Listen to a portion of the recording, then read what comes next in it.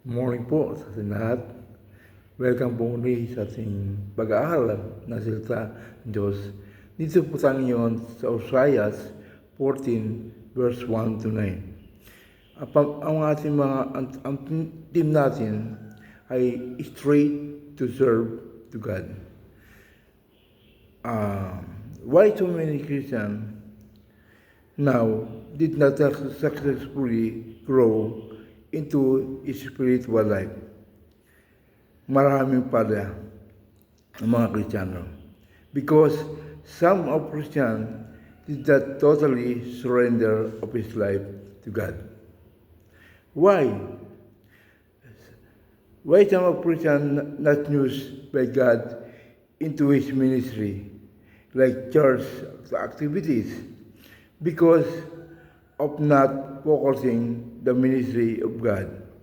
Because they focus in their priority not to serve God. Many Christians suffer of serving the Lord because of returning in their weak life sa mundo. Bakit ito nangyari? Why Christians did not serve straight to God? We should know what is solution to straight to serve to God. Number one, back to God. Ibalik po natin ang puso mo. Ibalik mo ang isip mo. Ang hindi paglago at hindi pag-growth natin sa Diyos ay dahil sa nagawa nating kasalanan at kasamaan.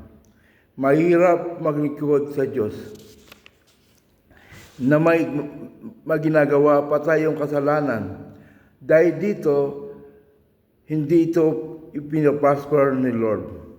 Minsan, tinatanong natin, nagsisimba naman ako. We worship but we cannot serve God. The ministry give us time to serve Him. Not if we have a free time. Why? Back to Him. Pangalawa, second, total repentance. Totoong paghingi ng tawad sa Diyos. Ingin natin ng tawad ang ating mga kasalanan sa Diyos at huwag na nating ulitin ang mga kasalanan na gawa natin. Hanggat hindi tayo nagsisisi sa ating mga kasalanan, hindi tayo malaya sa ating buhay. Dahil magagawa mo at pagagawa mo pa rin na hindi magsimba. At ang laging nasunod ay ang sarili mo pa rin. Lahat ng pagsubok, hindi natin makakaya dahil ang bunga ng ating mga kasalanan sa Diyos. Ang resulta, the result of what our straight serving to Him, magiging tunay ang paglilingkod mo at doon ka pagpapalain ng Diyos. Verse 8, the result of our fruit.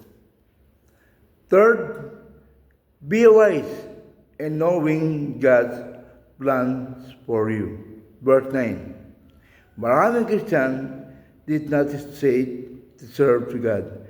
Some are poor because are disobedient.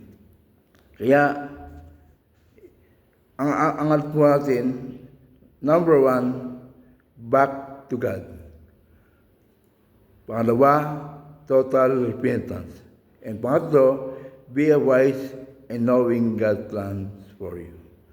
Maraming salamat po. Purihin ang Panginoon. Purihin ang Diyos.